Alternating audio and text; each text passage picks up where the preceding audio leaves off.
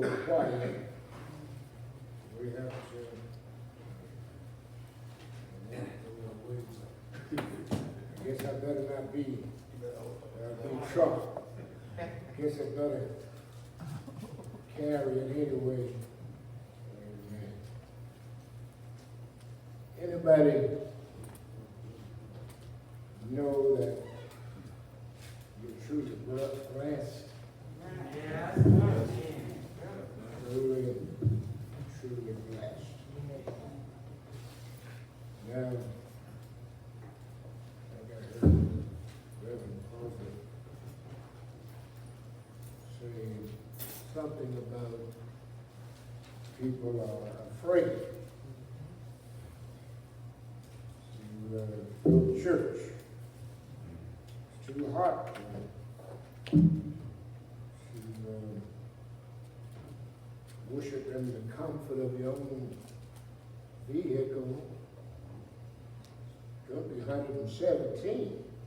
I know you wouldn't want that, but you know what? I would rather be in the assembly, as the Bible says, where 2 or 3 assembled together in my name. He said, he promised us that he would be in the midst. We're in trouble getting proud for everything else. Folk just can't hardly wait for football, for baseball. They can't hardly wait. They couldn't wait for the casinos and all those things to open. But all of a sudden we're afraid to go to church. But now I could understand that. I know some folk don't hardly go out the house unless it's an emergency. And that's good. But then I know there are some others that go everywhere but to worship. And so, that's all right. Time is coming where we're going to, you may not need, anybody here need it? Yes, sir. And maybe you're not one of those dependent ones who need to go. But you don't need it now. Can I ask you to do something? Keep living. Yes, sir. If you keep living, time will come when you will certainly recognize that you need the Lord. Matter of fact, we need him more than he needs us. Amen. Amen. And so, I got a 3-part sermon. I don't know. I may just have to do what part of it that time permits. And when we have the opportunity to complete it, I want us to turn our Bibles to Jonah, the book of Jonah, chapter 2. Right. Jonah, chapter 2. Now, Jonah is nestled in the Old Testament over between Amos and Micah.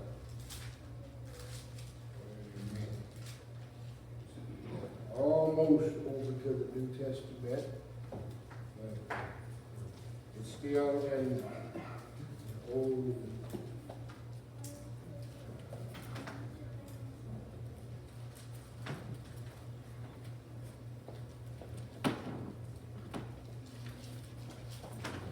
want us, can I just pick out a couple of these verses? I want us to read all 10 verses, but I'll need a little more time exegeting than reading. So let me just pick out a few of these verses. Verse 1 and verse 1, 2, and 3. Then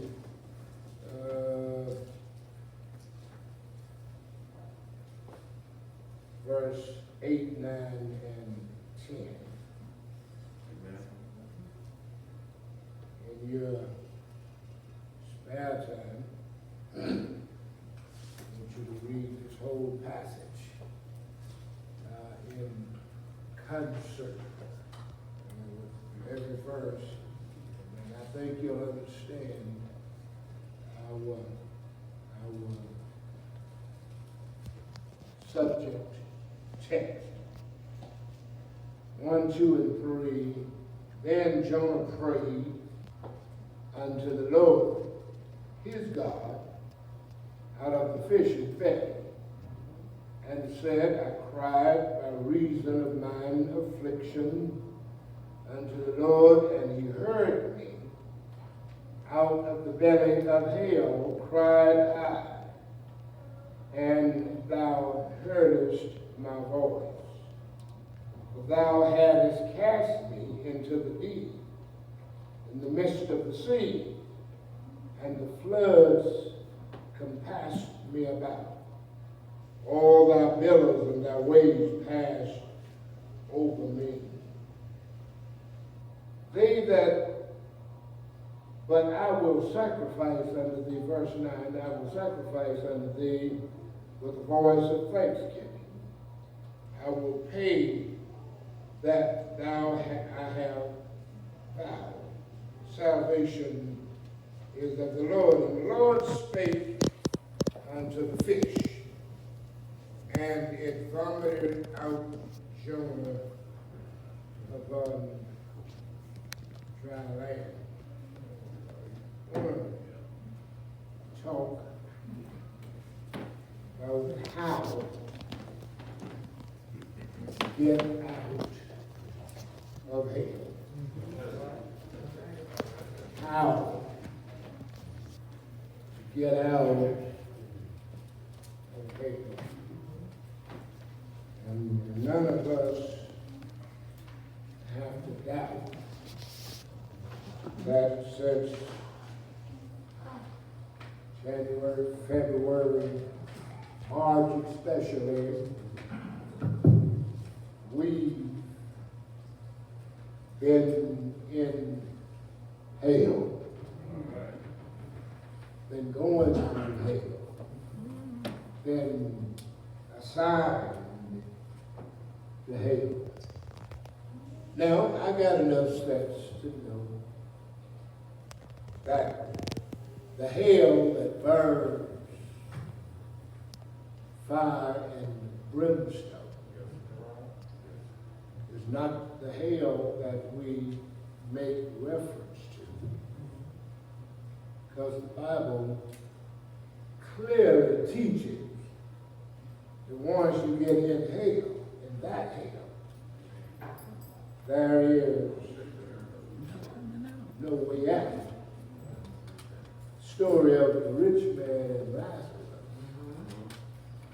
Lazarus correlates that real clear, that when the rich man lifted up his eyes to hell, when he saw Lazarus in the bosom of Abraham, his desire was that the Lord do something about this hell situation.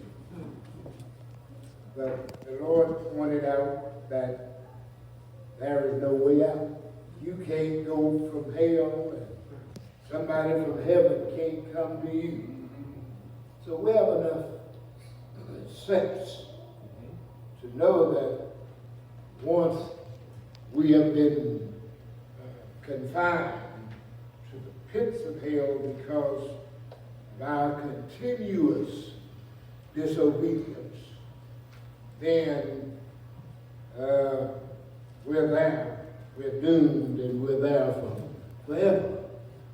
But those experiences that make life seem that we are living on the borders of hell.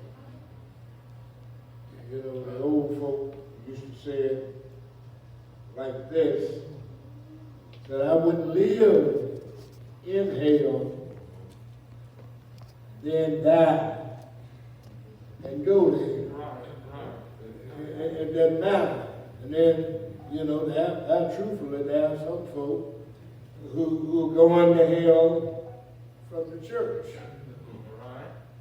So the hell that I'm talking about are those hellfire situations that make us wish. Anybody here really fully understand COVID-19? I don't even know why they call it coronavirus and then turn around and switch it to COVID-19. I don't even know what the situation is. One thing, I can sum it up and say since the first week of March, they've had us in hell. Amen. Some of us have experienced the virus itself. Some of us have been in a hellfire situation trying to stay away from the virus. You know, nobody really wants it. Nobody, and so that's why we're sitting here now, 6 feet apart. Every other pew, mask on our faces and social distancing because we're trying to stay out of hell. But sometimes anybody know that no matter what you do and how you do it, you're destined to end up in hell. Well, I wish I had some young folk here, some of those young folk that already know everything and you can't tell them nothing. You know, y'all seen some of them, you probably got some grandchildren like that know more than you know. Not as old as you, but they know more than you know. And so that's why I was in Colorado several years ago, and I stopped at this restaurant, and the restaurant had a sign on the wall, and the sign said, "Hire a teenager," while they still know everything. You know, some of our children, we can't tell them nothing. And that's why the religious experience of our generation has become seriously impoverished. And the reason is we have a tragic failure to believe in the reality of hell. You tell young folk today, baby, you keep acting like that, you go into hell, and they want to reason with you. What kind of God? They will say, will send you to hell. I don't know any God myself that will send you to hell. If you go to hell, you go on your own choice. God don't send anybody to hell. God has made every effort possible to keep us out of hell. So then, these young folk, and I'm not attacking the young folk, but I just want us to know that there are some things that you can be taught. You didn't get everything there is to know off of Google. Yeah, I know you can Google this and Google that, but I'm telling you something, there are some things that you need to learn from mom and from dad. These people claim sometimes to be superior to their forebears. And because of that, they have dismissed the doctrine of fire and brimstone. They have dismissed the doctrine of the fiery pit. And they said ain't nothing but fairy tale. Because God wouldn't a loving God wouldn't send folk to hell. And so they say that hell is a myth. And it's been invented by preachers like me. I mean, there's not a lot of folk that get up on Sunday morning and talk about hell. They talk about, let me see the hand of everybody that want to go to hell. Everybody raised their hand, but guess what? Two things wrong with that. First thing is that nobody want to live right. And the second thing is that nobody want to die. Honey, you got to do both of them. If you go into heaven, you got to live right. And then secondly, you got to leave here. And so they say hell is a myth that has been invented by pulpiteers, old preachers of the days gone by for the purpose of frightening people out of enjoying pleasures of life. Okay? They say that's all they're trying to do, trying to scare. And I don't think if you could be a scared straight, you'd be walking straight now. All of that going on in the street right now. If you could be scared straight, you'd be walking pretty straight line. Well, whatever we believe about hell is of our personal faith system. But whether you believe it or not, there's no disputing the fact that hell is real. We become so sophisticated that we claim our spiritual sensibilities are offended by any reference to such reality. We get upset when we talk about sin, when we talk about judgment. Our faith system is offended when we talk about the devil and when we talk about hell. What we contend is that we don't need judgment, fire, and brimstone, but we need positive principles. We need somebody to induce positive thinking and to inspire positive living. But despite all of our positive thinking, you notice the devastating effect of sin is still all around us. The religious experience of our time is shortchanging us because it's missing the grave accent of the judgment of God. Well, we live as though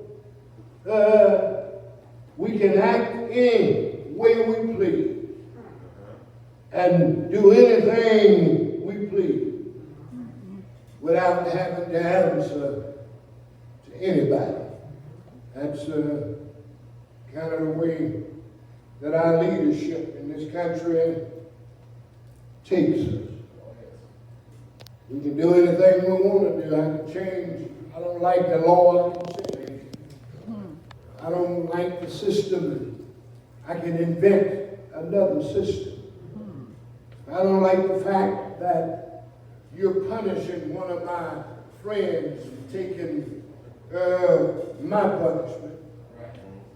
You go ahead and sentence him, and I'll commute his sentence. Don't have counsel to anybody, but I got news for you. There is somebody we have to answer to. We live in a world that is wild, undisciplined, unethical, irreverent, and have lifestyles that have turned many of our communities into the outskirts of hell. Many of our foreparents stressed the judgment of God and the reality of hell, and some of us are alive because they did. Some of us have been spared needless pain. Some of us have avoided an early grave. Some of us have missed a whole lot of hell in life because we were taught the fear of the Lord is the beginning of wisdom. When we live our lives with no regards for the judgment of God, we are headed for hell. Well, when we act but fail to consider the consequences of our actions, we are headed for hell. When we think only of pleasing ourselves, with no thought that our pleasure may be causing somebody else some pain, we're headed for hell. See, I want us to understand hell is not just a place of punishment after we die. Hell is a fact of life. It's hell to have to live in filthy conditions when wealth and affluence are dangling before our eyes. It's hell to have to walk our dangerous streets, overcrowded with drug addicts, cutthroats, and backstabbers. It's hell to live in a so-called land of opportunity and yet be unable to find even a summer job. It's hell within hell. No, there's no need. Think of hell merely as an apocalyptic, eschatological city at the south pole of eternity. There are pockets and outposts of hell all around us. Hell is the situation in which women are physically and mentally abused by demonized men in their lives. You're in hell. Hell is the situation in which innocent children are maimed and murdered by persons whose souls have been satanized. Hell is the situation that tortures before it destroys. Hell is the situation from which there seems to be no exit. But no matter the circumstances, I come to tell you, we always need a way out. We always need to know that deliverance is possible. When we know that we're not stuck, we can endure almost any pain. We can face almost any foe or handle any hardship if we know that there is a way out. Well, some people have been in a hellified situation for so long that they become hopeless about their life, concluding that there is no way out. There is, that this is why it pays to be serious-minded when you come to church. A lot of folk come to church and act as though church is a joke. Well, church might be a joke to you, but and it just might be an extension of your weekend entertainment. But I come to tell you that there are some people for whom church is spiritual survival. Some folk have to go to church. No wonder I heard David saying, I'm glad when they said unto me, let us go into the house of the Lord. Then there are some folk who are on a 2-hour furlough from hell. Deacon Jones, they come to church and they're on a 2-hour furlough from hell. Well, that's some of us. When we come to church, our life has been so miserable. We come looking for a way out. Some of us are AWOL from hell. And we slip away to the church looking for a way out. And the good news is that no matter how you got into hell, there is a way out. If you don't believe me, ask old man Jonah. Jonah tell you that though you land in hell, there is a way out. As a prophet of God, he should have known that hell was his destination when he disobeyed God's order. How many know that when we disobey God's order, hell is our destination? Can I tell you, I don't mean that you'll end up in hell, fire, and brimstone. I don't mean that when we disobey God's orders, I'm not trying to tell you that he won't forgive you.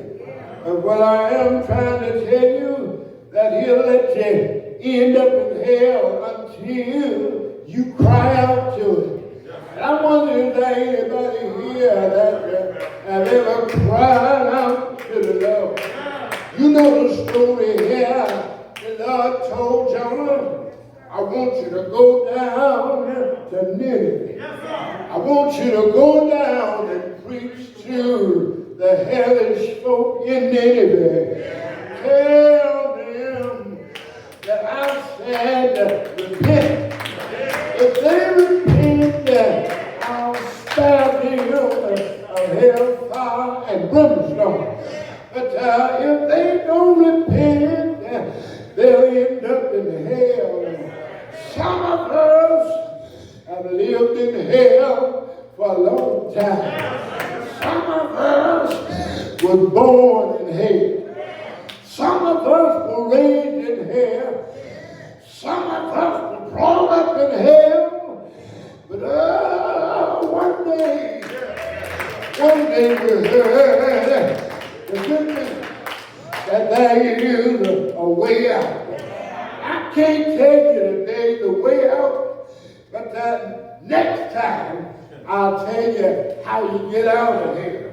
If you decide that you are in hell, you decide that you're in a place that you don't want to be, well, there's a way. If you read chapter 2, you'll find out how to get out of here. I'm telling you, Jonah was so disobedient.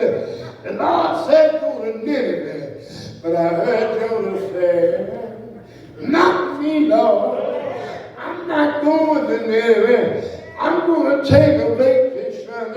I'm going where I want to go.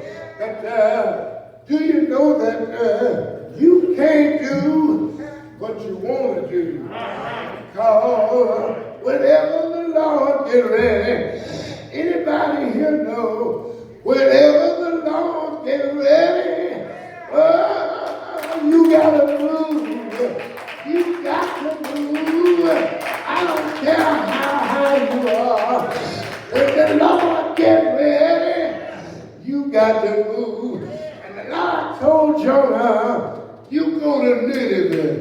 Jonah went on down to the shipyard, didn't he? Jonah got on board the ship, bought a ticket that says Tarshish. Didn't he do it? But that's not all he did. I've done what I want to do. And listen, my brothers and my sisters, we've got to stop doing what we want to do. Hard fighting soldier, if he was here today, he'd tell you to do what the Lord say do. Ain't God good? And Jonah got on board the ship. But not only did he get on the ship, he went down in the bottom of the ship and went fast to sleep. I stopped by to tell you, wake up, sleeping saints. Wake up, sleeping saints. You may not be headed where you think you're headed. You may think you're on your way to heaven, but you're on your way to hell. I stopped by to tell you, wake up, call on the Lord. When is the last time you talked to him? When is the last time you called on him?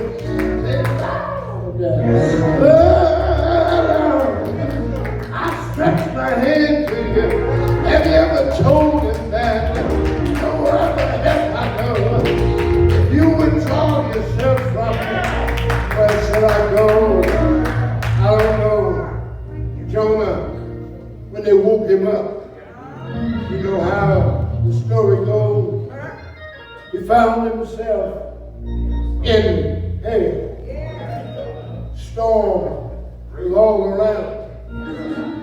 Ship was being tossed and driven. Wasn't it? They were trying to keep the ship from going down. Somebody walked up to him and said, how can you sleep in a time like this? And I'm looking at the so-called Christians. And I'm wondering, how can you go out in the street with thousands and march in protest to something that don't even concern you? And people all around you are dying, and you don't seem to care. Jonah woke up, and they told him, said, man, you need to call on your God. I don't have to call, because he already knows who I am. Not only does he know who I am, but he knows where I am. And I tell you, here's what happened. Jonah said, you're in the condition you're in because of me. So if you don't want to be in the condition you're in, here's what you do to me. This is when you know you're in hell. It's when all your buddies start throwing you overboard. When they start lightening the load on their behalf. They threw him overboard. They threw him overboard. And Jonah thought that that was going to be it for him. But I'm going to tell you something. God had it planned. The Bible says God prepared a great fish. And we got so much sense we argue that point. We argue that point. There ain't no way that a fish big enough to swallow a man whole. And And yet the man lived inside of his inward parts. But the Bible says, when you read it, is that what your Bible says? The Bible said God prepared. You see, when God prepares things, he does it much better than we. God prepared the fish to swallow him whole and to keep him alive. You know why? Because Jonah inside that fish. And I'm through. I'll pick it up later. Jonah inside that fish had to figure out how to get out of it. He is in the belly of hell. He describes it. In his testimony, he described it. Says, in the belly of hell, and even biblical references says that Jesus was in the belly of, in the center of the earth, 3 days and 3 nights. So was Jonah in the belly of the whale, 3 days and 3 nights. But he was in hell. Just like that grave gave Jesus up after 3 days and 3 nights. So then, the fish had to give Jonah up. The next week, Lord said the same. I told Patrick he was preaching next Sunday. So the fourth Sunday, I'm gonna take it, and we'll tell you how. Keep this on your mind. If you're in hell, you need to know how to get out. I want to take you through the actions that Jonah went through in order to get out of that fish's belly. COVID-19 ain't nothing if we do as God tells us to do. This is something the devil, our enemies, the enemies of the church, the enemies of the people of God, have put together to keep us from doing what God said. These folk almost fighting over whether or not the children are going to school on time. But nobody raises in the sand about going to church. We need to know how. Let's get out of here. Come here, Ricky.